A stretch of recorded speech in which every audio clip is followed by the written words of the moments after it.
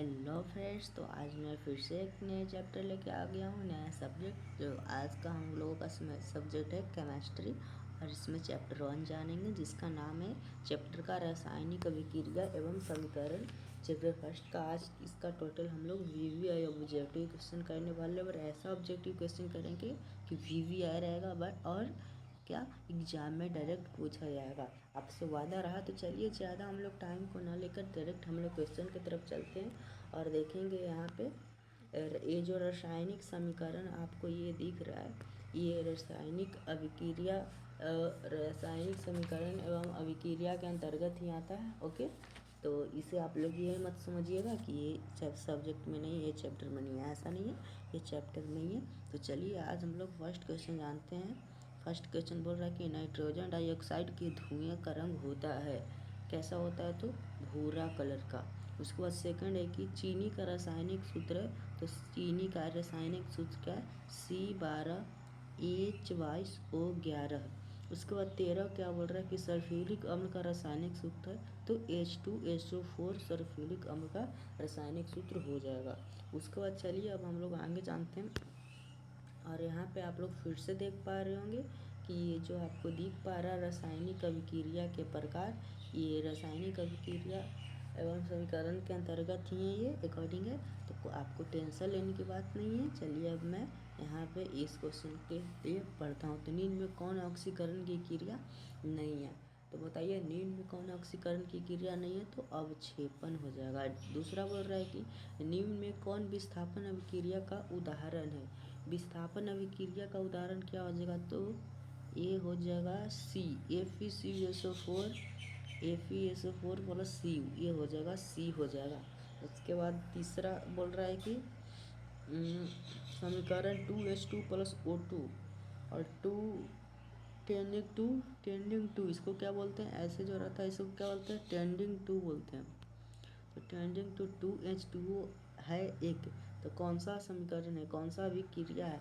तीसरा का जल्दी से बताइए। तो तीसरा का क्या? संयोजन यानी एक में जुड़ जा रहा है। और विस्थापन क्या होता है कि जब कोई पहले से संबंध बना रहा होता है और जब दूसरा बाद में आता है तो उसके साथ संबंध बना लेता है और पहले आदमी को अलग कर देता है। जैसे दूसरा का सी हुआ था और तीसरा का यहाँ पे क्या हो गया? ए हो गया। तो ये संयोजन हुआ। अलग अलग व्यक्ति था और उसको एक साथ कर लिए तो संयोजन यानी जोड़ लिए, इसलिए संयोजन अभिक्रिया कहा गया। उसके बाद देखिए अब हम लोग चौथा नंबर क्वेश्चन जानेंगे। 4 नंबर बोल रहा है कि रासायनिक अभिक्रिया के दौरान किसी पदार्थ में ऑक्सीजन का योग कहलाता है, तो क्या कहलाता है? तो उपचयन कहलाता है। क्या? उपचयन। उसके बाद 5वां नंबर बोल रहा है कि रासायनिक अभिक्रिया के दौरान किसी पदार्थ में ऑक्सीजन का ह्रास होता है तो क्या कहलाता है? रासायनिक अभिक्रिया के दौरान किसी पदार्थ में ऑक्सीजन का ह्रास होता है तो क्या कहलाता है? तो अपचयन कहलाता है। 6 नंबर बोल रहा है कि Na2SO4 plus BaCl2 tending to BaSO4 plus 2NaCl किस प्रकार की अभिक्रिया? देखो Na2SO4 और पहले संबंध बना रहा था BaCl2 हो गया, तो अभी VaSO4 के साथ बना लिया, ठीक है। NaCl2 यानी किस प्रकार की अभिक्रिया है? तो यहाँ पे तो साफ पता चल रहा है कि द्विविस्थापन अभिक्रिया। 7 है कि देखिए ZnCO4 tending to ZnSO4 plus रासायनिक अभिक्रिया किस प्रकार की है? तो मैं तो बहुत आसानी से तो आपको बताया ही कि ये पहले से जो संबंध बना रहा होता है और उसके बाद दूसरा कोई जब कोई व्यक्ति आता है तो उसके साथ संबंध बना लेता है और पहले व्यक्ति को हटा देता है। तो देखिए यहाँ पे CuSO4 Zn को अलग किया है, CuSO4 को एक साथ लिया है। अब इसके बाद देखिए ZnSO4 को एक साथ कर दिया और Cu को अलग कर दिया, तो ये कौन सा अभिक्रिया हो जाएगा? विस्थापन अभिक्रिया। 7 का बी बिल्कुल ही करेक्ट ऑप्शन हो जाएगा। उसके बाद देखिए 8 नंबर बोल रहा है कि साग सब्जियों का विघटित होकर कंपोस्ट बनना किस प्रकार की अभिक्रिया? कंपोस्ट बनना यानी कि क्या हो जाना, बताइए।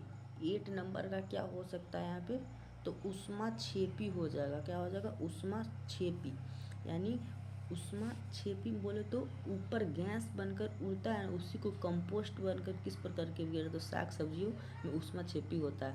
9 बोल रहा है कि उपचयन वह क्रिया है जिसमें बताइए ऑक्सीकरण का योग हाइड्रोजन का वियोग इलेक्ट्रॉन का त्याग करता है। 9 का बोलिए क्या होगा, या डी हो जाएगा क्या, तो इसका सही आंसर क्या हो जाएगा, डी, इनमें से सभी। 10 बोल रहा है कि श्वसन किस प्रकार की रासायनिक अभिक्रिया है।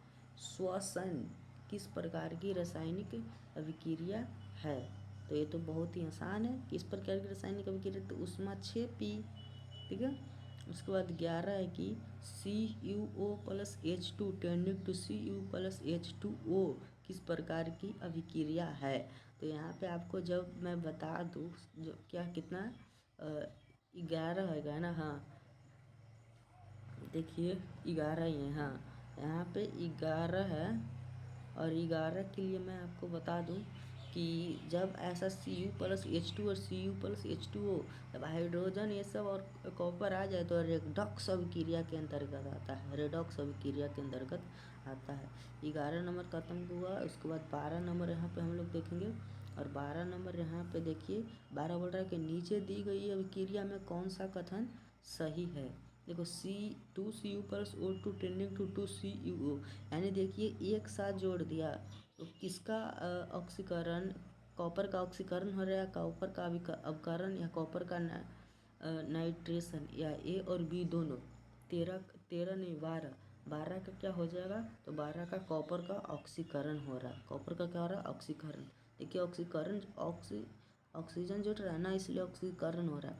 13 बोल रहा है कि समीकरण CaCO3 टेंडिंग ऊष्मा दे रहा है टेंडिंग टू CaO+CO2 किस प्रकार की अभिक्रिया है।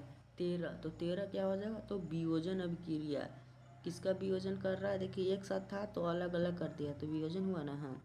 14 बोल रहा है कि प्रकृति में ऑक्सीजन का संतुलन कैसे बना रहता है। प्रकृति में ऑक्सीजन का संतुलन प्रकाश संश्लेषण क्रिया के द्वारा बना रहता है। 14 का बी बिल्कुल ही करेक्ट ऑप्शन हो जाएगा। उसके बाद देखिए यहाँ पे हम लोग जानेंगे क्या, तो 15 नंबर क्वेश्चन बोल रहा है कि अभिक्रिया CuO+H2O टेंडिंग टू CaOH का होल्टोइस किस प्रकार की अभिक्रिया है। 15 तो 15 का बिल्कुल ही बी करेक्ट ऑप्शन हो जाएगा, संयोजन कर रहा है, यानी अलग अलग था तो एक में जोड़ दिया तो क्या हो गया, संयोजन कर दिया, यानी एकजुट हो गया। 16 बोल रहा है कि जल के एक अणु में हाइड्रोजन व ऑक्सीकरण की परमाणुओं की संख्या अनुपात क्या है। 16 तो क्या हो जाएगा, 2:1, क्योंकि देखिए जल का रासायनिक सूत्र H2O होता है और H में कितना परमाणु है, तो 2 अनुपात, और O में कितना परमाणु है, 1, इसीलिए 2:1 हो गया। आप लोग को बहुत अच्छे तरीके से मैं समझा दिया, यहाँ पे कोई परेशानी नहीं हुआ होगा। और देखिए तो यहाँ पे और क्या है, उसके बाद देखिए 17 बोल रहा है कि सिल्वर आयोडाइड का रंग कैसा होता है। सिल्वर आयोडाइड का रंग पीला होता है, ओके। 18 बोल रहा है कि निम्नांकित में कौन सा युग एकल विस्थापन अभिक्रिया प्रदर्शित करता है।